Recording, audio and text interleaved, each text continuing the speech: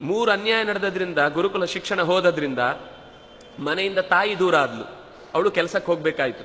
ನಮ್ಗೇನು ಅಂದ್ರೆ ಇವತ್ತು ಹೌಸ್ ವೈಫ್ ಅಂದ್ರೆ ಅದೊಂದು ಅನಾದರದ ವಸ್ತು. ವಸ್ತುತ ಅದರಷ್ಟು ದೊಡ್ಡ ಜಗತ್ತಿನ ಶ್ರೇಷ್ಠವಾದ ಕೆಲಸವೇ ಇನ್ನೊಂದಿಲ್ಲ.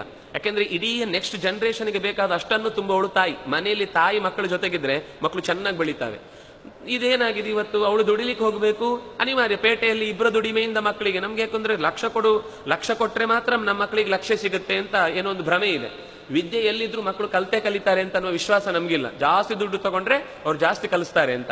ನಮ್ಮ ಮಕ್ಕಳ ತಲೆ ಇರೋದು ಎಷ್ಟು ಬುದ್ಧಿಯೋ ಅಷ್ಟಕ್ಕೆ ವಿದ್ಯೆ ಸಿಗುದು ಹೊರತು ಅದಕ್ಕಿಂತ ಹೆಚ್ಚು ಸಿಗ್ಲಿಕ್ಕೆ ಸಾಧ್ಯ ಇಲ್ಲ. ಒಳ್ಳೆ ವಾತಾವರಣ ನಿರೀಕ್ಷಿಸಬೇಕು ಹೊರತು ನಾವೇನೋ ಹೆಚ್ಚು ಕೊಟ್ಟದ್ರಿಂದ ಹೆಚ್ಚು ಕಲಿತಾವೆ ಅಂತ ಅನ್ನುವ ಭ್ರಮೆ ಬಿಟ್ರೆ ಮಾತ್ರ ಇವತ್ತು ಶಿಕ್ಷಣ ಸುಧಾರಿಸ್ಲಿಕ್ಕೆ ಸಾಧ್ಯ.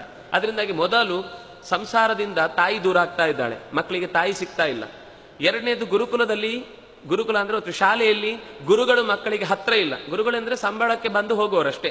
ಅವ್ರಿಗೇನಂದ್ರೆ 1 ಗಂಟೆ ಸಿಗ್ತಾರೆ. ಅವ್ರದ್ದು ಉದ್ದೇಶ ಏನು ಅಂದ್ರೆ, ನಾನು ನನ್ನ ಕರ್ತವ್ಯವನ್ನು ನಾನು ಮಾಡಿದ್ದೇನೆ, ಮಕ್ಕಳಿಗೆ ತಲೆಗೆ ಹೋಯ್ತೋ ಬಿಡ್ತೋ ನಂಗೆ ಬೇಕಾಗಿಲ್ಲ, ಅವ್ರ ಪರೀಕ್ಷೆಯಲ್ಲಿ ಪಾಸ್ ಆದ್ರೆ ಮುಗಿದೋಯ್ತು. ನಿಜವಾಗಿ ಅವರಿಗೆ ತಲೆ ಒಳಗೆ ಏನು ಹೋಗಿದೆ ಅದು ನಂಗೆ ಬೇಕಾಗಿಲ್ಲ. ಇದು ಶಿಕ್ಷಣದಿಂದ ಗುರು ದೂರ ಆಗ್ತಾ ಇದ್ದಾನೆ.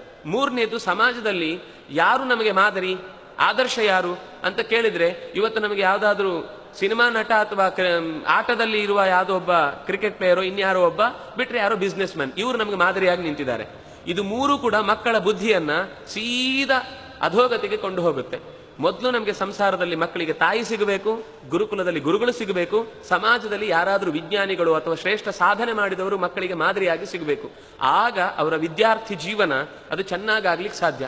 ಹಾಗೆ ಸಿಗಬೇಕು ಅಂದ್ರೆ ಅದಕ್ಕೆ ಗುರುಕುಲದ ಅಧ್ಯಯನವನ್ನ, ಗುರುಕುಲ ಅಂದ್ರೆ ನಾವು ಹಿಂದಿನ ಹಾಗೆ ಕಾಡಿಗೆ ಹೋಗ್ಲಿಕ್ಕೆ ಕಾಡೇ ಇಲ್ಲ, ಆದ್ರೆ ಕನಿಷ್ಠ ಪಕ್ಷ ಅವರ ಒಂದು ಮೆಥಡಾಲಜಿಯನ್ನ ಇವತ್ತಿನ ಶಿಕ್ಷಣಕ್ಕೆ ಹೊಂದಿಸಿಕೊಂಡು ಹೊಸತ್ತೇನಾದ್ರೂ ನಾವು ಮಾಡಲೇಬೇಕು.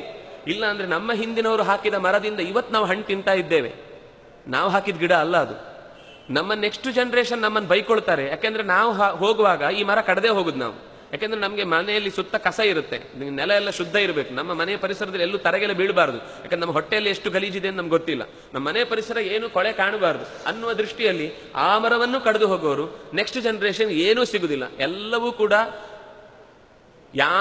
ಯಾಂತ್ರಿಕವಾಗಿ ಯಂತ್ರಮಯವಾಗಿ ನಮ್ಮ ಬದುಕನ್ನು ನಾವೇ ಹಾಳು ಮಾಡ್ಕೊಳ್ತೇವೆ. ನಮ್ಗೆ ಇನ್ನೊಂದು ಇವತ್ತಿನ ಮೈಂಡ್ ಸೆಟ್ ಏನು ಅಂತಂದ್ರೆ, ನಮ್ಮ ಪಾಲಿಗೆ ಆದ್ರೂ ಮುಗಿದೋಯ್ತು, ನೆಕ್ಸ್ಟ್ ಜನರೇಷನ್ ಏನಾದ್ರೂ ಆಗ್ಲಿ ಹಾಳಾಗೋಗ್ಲಿ ನಾವು, ಅದೊಂದು ಯೋಚನೆ ಇದೆ. ನೆಕ್ಸ್ಟ್ ನಾವೇ ಇನ್ನೊಂದು ಸರ್ತಿ ಹುಟ್ಟಿ ಬರ್ಲಿಕ್ಕಿದೆ, ಇದೇ ಕೊಳೆಯಲ್ಲಿ ಹುಟ್ಟಿ ಬರ್ಬೇಕು. ನಾವು ಉಳಿಸಿದ್ರೆ ಮಾತ್ರ ನೆಕ್ಸ್ಟ್ ಹುಟ್ಟುವಾಗ ನಾವು ಒಳ್ಳೆಯ ಜಾಗದಲ್ಲಿ ಹುಟ್ಟಿ ಬರ್ಲಿಕ್ಕೆ ಸಾಧ್ಯ ಇದೆ. ನಮ್ಮಲ್ಲಿ ಒಂದು ಕರ್ಮ ಸಿದ್ಧಾಂತ ಇಂತಿದೆ. ಇದು ಗೊತ್ತಿದ್ರೆ ಮಾತ್ರ ನಾವು ಮಾಡುವ ಕೆಲಸದಲ್ಲಿ ಒಳಿತು ಕೆಡುಕುಗಳ ಬಗ್ಗೆ ಎಚ್ಚರ ಬರುತ್ತೆ ನಮಗೆ. ನಾವೇ ಅದನ್ನು ನಿರಾಕರಿಸಿದ್ರೆ ನಮ್ಮ ಪರಿಸರ ಕೂಡ ನಮ್ಮನ್ನು ಹಾಗೆ ಚೆನ್ನಾಗಿ ನಿರಾಕರಿಸಿ. ಪ್ರಕೃತಿಯ ಸ್ವಭಾವ ಏನು ಅಂದ್ರೆ, ನಾವು ಅದನ್ನು ಎಷ್ಟು ರಕ್ಷಣೆ ಮಾಡ್ತೀವೋ ಅಷ್ಟು ಅದನ್ನು ನಮ್ಮನ್ನು ರಕ್ಷಣೆ ಮಾಡುತ್ತೆ. ಧರ್ಮವೂ ಹಾಗೆ. ನಾವು ಧರ್ಮವನ್ನು ಉಳಿಸುವುದು ಅಂದ್ರೆ ಪ್ರಕೃತಿಯ ರಕ್ಷಣೆಯೂ ಒಂದು ಧರ್ಮವೇ. ಆ ಧರ್ಮವನ್ನು ನಾವು ಎಷ್ಟು ಪಾಲಿಸ್ತೀವೋ, ಶಾಸ್ತ್ರವನ್ನು ಉಳಿಸುವುದು ಧರ್ಮ, ಪ್ರಕೃತಿಯನ್ನು ಉಳಿಸುವುದು ಒಂದು ಧರ್ಮ, ನಮ್ಮ ಸಂಸ್ಕೃತಿಯನ್ನು ಉಳಿಸುವುದು ಒಂದು ಧರ್ಮ. ಅದನ್ನ ರಕ್ಷಣೆ ಮಾಡಿದ್ರೆ ನಮಗೂ ಪ್ರತಿಫಲವಾಗಿ ರಕ್ಷಣೆ ಸಿಗುತ್ತೆ.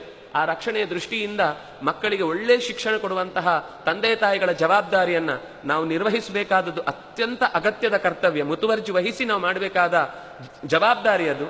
ಅದನ್ನು ಮಾಡುವುದಕ್ಕೆ ಇವತ್ತು ಹೊಸ ಪ್ರಯೋಗಗಳು ಎಲ್ಲೆಲ್ಲಿ ನಡೀತಾ ಇದೋ ಆ ಕಡೆಗೆ ನಾವು ಸ್ವಲ್ಪ ತಲೆ ಹಾಕಬೇಕು. ಯೋಚನೆ ಮಾಡಿದ್ರೆ ಗೊತ್ತಾಗುತ್ತೆ ನಮಗೆ, ಮಾಧ್ಯಮಗಳಲ್ಲಿ ಎಷ್ಟು ಅನ್ಯಾಯಗಳನ್ನು ನಾವು ದಿನನಿತ್ಯ ನೋಡ್ತಾ ಇದ್ದೇವೆ. ಬೈಕೊಳ್ತೇವೆ, ಎಲ್ಲ ಕಲಿಕಾಲ ಅಂತ. ಕಾಲದ ಮೇಲೆ ಎತ್ತಾಕ್ಬಿಟ್ರೆ ಆಯ್ತು. ಆ ಕಾಲದಲ್ಲಿ ನಾವೇ ಇರುದಲ್ವಾ, ಕಾಲ ತನ್ನಿನ ತಾನೇ ಏನು ಮಾಡಲ್ಲ. ನಾವು ಎಲ್ಲವನ್ನು ಹೇಳುವಾಗ ಸಮಾಜವನ್ನು ಕೈ ತೋರಿಸಿದ್ರೆ 3 ಬೆರಳು ನಮ್ಮನ್ನು ತೋರಿಸ್ತಾ ಇರ್ತದೆ. ಅದಕ್ಕೆ 3 ಪಟ್ಟು ಕಾರಣ ನಾವೇ, ಇನ್ಯಾರನ್ನು ತೋರಿಸಿ ಉಪಯೋಗ ಇಲ್ಲ. ಅದರಿಂದಾಗಿ ನಮ್ಮ ಕರ್ತವ್ಯವನ್ನು ನಾವು ನಿರ್ವಹಿಸಿದ್ರೆ ಅದರ ಪ್ರತಿಫಲ ಅನ್ನೋದು ನಾವು ಸಮಾಜದಲ್ಲಿ ಉಣ್ಣಕ್ಕೆ ನಮಗೇ ಸಿಗುತ್ತೆ ಅನ್ನೋದಕ್ಕೋಸ್ಕರ ಹಿಂದಿನ ಕಥಾವಳಿ ಅಂದ್ರೆ ಕಲಿಸುವ ಕ್ರಮದಲ್ಲಿ ಅವರು ಹೇಳುವುದುಂಟು. ಯಾವ ರೀತಿ ಕಲಿಕೆ ಇತ್ತು ನೋಡಿ. ಮಕ್ಕಳಿಗೆ ಕಥೆ ಹೇಳ್ತಾ ಇದ್ರು ಅಜ್ಜ ಅಜ್ಜಿ. ಈಗ ಅಜ್ಜ ಅಜ್ಜಿ ಇರುವುದಿಲ್ಲ, ಅವರೆಲ್ಲೋ ಇದ್ರ ಊರಲ್ಲಿ ಇರ್ತಾರೆ, ಇವ್ರು ಪೇಟೆಯಲ್ಲಿ ಇರ್ತಾರೆ, ಅಥವಾ ಅವರು ವೃದ್ಧಾಶ್ರಮದಲ್ಲಿ ಇರ್ತಾರೆ. ಈ ಮಕ್ಕಳು ಕಲಿಬೇಕಾದ ಟೈಮಿಗೆ ಇನ್ನು 1.5 ವರ್ಷ 2 ವರ್ಷ ಶುರುವಾದ ತಕ್ಷಣನೇ ಯಾವ ಪ್ಲೇ ಹೋಮಿಗೆ ಹಾಕ್ಬೋದು ಅಂತಾನೆ ಯೋಚನೆ ಮಾಡ್ತಾ ಇರ್ತೀವಿ.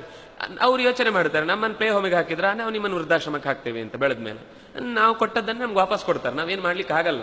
ನಾವು ಒಂದು ದಿವಸ ವೃದ್ಧರಾಗ್ತೇವೆ ಅಂತ ನಾವು ಎಚ್ಚರಬೇಕು. ಮಕ್ಕಳಿಗೆ ಇವತ್ತೇನು ಅಂದ್ರೆ ದೊಡ್ಡವರ ಹತ್ರ ಉಡಾಫೆ ಮಾತಾಡ್ತಾರೆ. ಯಾಕೆಂದ್ರೆ ಅವರಿಗೆ ಆತರ ಒಂದು ಗೌರವ ಕೊಟ್ಟು ಮಾತಾಡಿಸ್ಬೇಕು ಅಂತ ನಾವೇ ದೊಡ್ಡವರು ನಮ್ಮ ದೊಡ್ಡವರನ್ನ ಮಾತಾಡಿಸುವುದಿಲ್ಲ ಅಂತಂದ್ಮೇಲೆ ಅವರಿಗೂ ಅದೇ ಅನಿಸುತ್ತೆ. ನಿಮ್ ಕಥೆ ಗೊತ್ತಿರ್ಬೋದು, ಯಾವುದೋ ಒಂದು ಮನೆಯಲ್ಲಿ ತಂದೆ ತಾಯಿಗಳನ್ನ ಹೊರಗೆ ಕೂಡಿಸಿರ್ತಾರೆ, ತಟ್ಟೆ ಇಟ್ಟಿರ್ತಾರೆ, ಮಗು ಹಾಗೆ ನೋಡ್ತಾ ಇರುತ್ತೆ.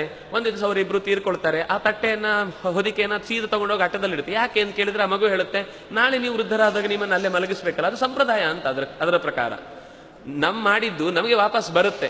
ಈ ಎಚ್ಚರದಲ್ಲಿ ನಮ್ಮ ಮನೆಯ ಹಿರಿಯರನ್ನ ನಾವು ಪ್ರೀತಿಯಿಂದ ನೋಡ್ಕೊಳ್ಳೋದನ್ನು ಕಲಿಸಿದ್ರೆ ಮಕ್ಕಳು ನೋಡಿ ಕಲಿತಾರೆ. ನಾವೇನ್ ಅನ್ಕೊಂಡಿದೀವಿ ಅಂದ್ರೆ ಮಕ್ಕಳಿಗೆ ನಾವೆಲ್ಲ ಒಳ್ಳೆ ಶಿಕ್ಷಣ ಕೊಡ್ಲಿಕ್ಕೋಸ್ಕರ ದೊಡ್ಡ ಶಾಲೆಗೆ ಹಾಕಿದ್ದೀವಿ ಅಂತ. ಶಾಲೆಯಿಂದ ಮಕ್ಕಳು ಏನೂ ಕಲಿಯುವುದಿಲ್ಲ. ಶಾಲೆಯಿಂದ ಕಲಿಯುವುದು ಸರ್ಟಿಫಿಕೇಟ್ ಮಾತ್ರ. ಕೆಲಸಕ್ಕೆ ಹೋಗ್ಲಿಕ್ಕೆ, ಹೊಟ್ಟೆ ಹೊರಿಲಿಕ್ಕೆ ಬೇಕಾದ ವಿದ್ಯೆ ಸಿಗುತ್ತೆ. ಸಿಗುವ ನಿಜವಾದ ಸಂಸ್ಕಾರ ಮನೆಯಿಂದಲೇನೆ. ಆ ಸಂಸ್ಕಾರ ನಾವು ಕೊಡ್ಲಿಕ್ಕೋಸ್ಕರ ನಮ್ಮ ಮನೆಯ ಪರಿಸರವನ್ನ ಎಷ್ಟು ಸಂಸ್ಕೃತಿಯುಕ್ತವನ್ನಾಗಿಸ್ತೇವೋ ಅಷ್ಟು ನಾಳೆಯ ದಿನಗಳು ನಮಗೆ ಸುಖವಾಗಿರುತ್ತೆ. ಇವತ್ತು ಎಷ್ಟು ನಾವು ಹಾಳು ಮಾಡ್ತಾ ಹೋಗ್ತೇವೋ ನಾಳೆ ಅಷ್ಟು ಮತ್ತಷ್ಟು ಹೊಲೆಗಡ್ತಾ ಹೋಗುತ್ತೆ. ಅದಕ್ಕೆ ನಾವೇ ಕಾರಣ ಆಗಿ ದುಃಖ ಪಡುವುದಕ್ಕೆ, ಮತ್ತೆ ವ್ಯಥೆ ಪಡುವುದಕ್ಕೆ ಅರ್ಥ ಇಲ್ಲ ಅಂತ